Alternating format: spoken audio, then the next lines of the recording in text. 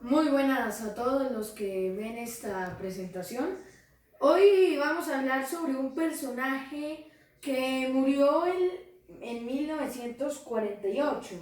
Fue Gaitán, Jorge Eliezer Gaitán, y este personaje ha sido reconocido por su lucha, incluso internacionalmente, como un intelectual. De hecho, la columna Catalejo de Gabriel Silva Luján lo toma así, es decir, Gabriel Silva Luján dice que los grandes próceres de la patria, como Galán, Gaitán, Álvaro Gómez y otros, han sido vilmente asesinados por muchas veces el narcotráfico o en tiempos pasados el bipartidismo, el cruento bipartidismo.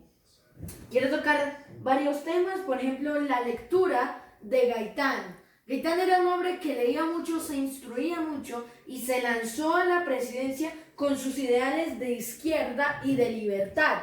Él creía en el socialismo, él creía en que debíamos estar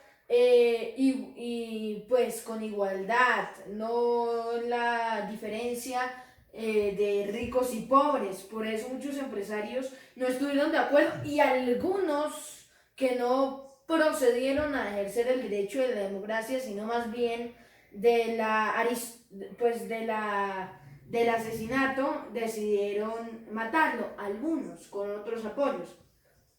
Las situaciones de la época de hegemonía conservadora no eran para nada fáciles. Había graves enfrentamientos entre los liberales y los conservadores. El partido azul, de mi camisa un poco más oscuro, y el partido rojo, posiblemente ese cojín. Entonces, digamos que la situación, estábamos en guerra de los 1000 días, crisis de las bananeras, recordando que esto mataban, no fue una vez que mataron, fueron varias veces dispersando a la población y según cuentan algunos generales, la orden era matar. La orden no era que se alejaran, que dejaran de protestar, que de hecho es un delito, sino que la orden era aún peor, un asesinato por los que protestaban.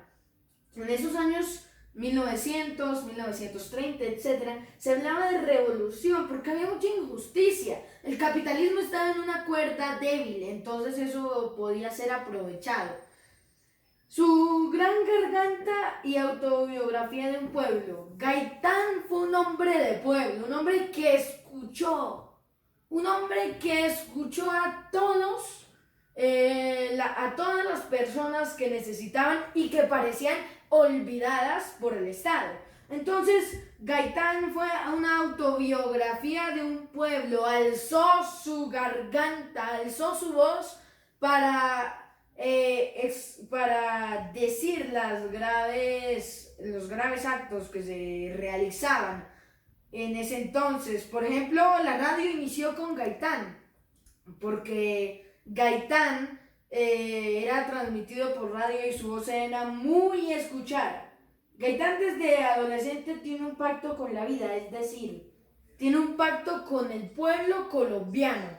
Tiene un pacto en el que quiso, con la lectura, con la iniciativa, gobernar un pueblo, pero no le dimos la oportunidad.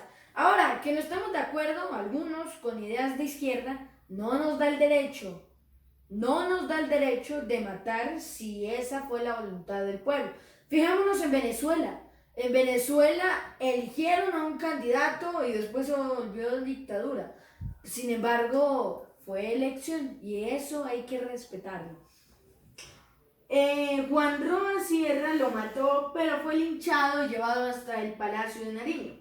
Por otro lado, el Tiempo, diario El Tiempo, que lo tengo acá en casa, el diario El Tiempo fue fundado en 1915, no, en 1911, perdón, en 1911 y fue fundado por el abogado Alfonso Villegas Restrepo. Pero resulta que el entonces canciller Eduardo Santos, primer presidente de la familia Santos, recordemos que hay dos, Eduardo Santos, 1938-1942, y Juan Manuel Santos Calderón, 2010-2018. Entonces, Santos le encantaba el periódico y lo compró. Entonces pudo, en esa época era opositor del gobierno conservador, entonces sufrieron muchos actos contra la libertad de prensa. Y la libertad de prensa es importante de tocarla, porque los medios estaban prohibidos, censurados. Incluso una caricatura podría costar meses de prisión. Podemos ver un gran avance, pero todavía hay que seguir fundamentando y trabajando en eso. Había una crisis internacional, es decir, en América, enorme. Los pueblos estaban divididos por ya las muertes conocidas. También otro punto es la oligarquía de los apellidos. Hablábamos del presidente Santos. Por ejemplo, hay una familia Santos que se dedica a ser comunicador social, empresarios o políticos.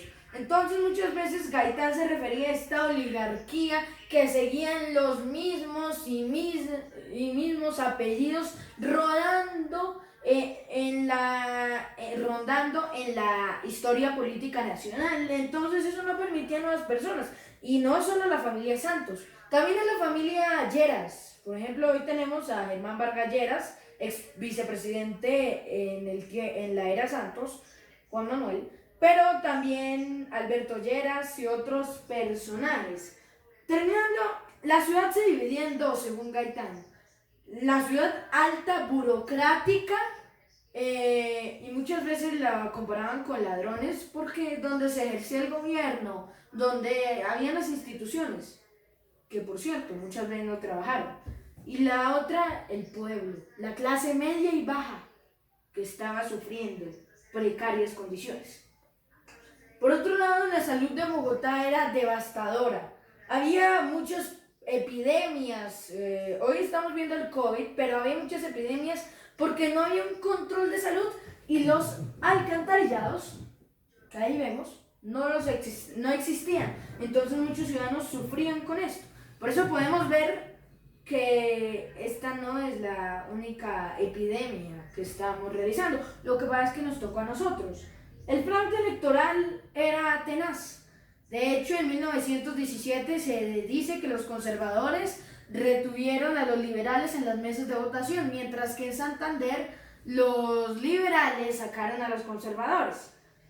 Pero esto se puede ver porque en este tiempo, de hecho, nuestro presidente, más allá de si estemos de acuerdo con su ideología, se dice, no hay pruebas, se dice por los de oposición y de izquierda, recordemos que el presidente actual es de derecha, se dice que se robó las elecciones. No me consta, como tampoco me consta que Juan Manuel Santos se las haya robado, pero es una opinión de los colombianos. La oposición liberal se ocurre en el gobierno de Mariano Ospina Pérez y Laureano Gómez. Entonces, personajes que fueron asesinos en Colombia, y por eso no le comieron cuento, como se diga popularmente, no le comieron cuento al hijo, un gran estadista, pero por los problemas de su padre no logró progresar, pero al fin de cuentas lo mataron. Se dice que las FARC, dicen ellos, pero parece que la familia que no, ese es otro tema. Pero en la posición liberal, ¿quién le iba a decir? Meses después Gaitán estaba muerto y Ospina estaba dictando una conferencia. La juventud en ese tiempo estaba alzando su voz. En este momento estamos viendo un grave paro nacional donde la juventud se expresa para defender sus derechos ultrajados, maltratados durante el tiempo. Pero también lo que pasa es que no había tantas oportunidades, valga la redundancia, por ejemplo, en las redes sociales.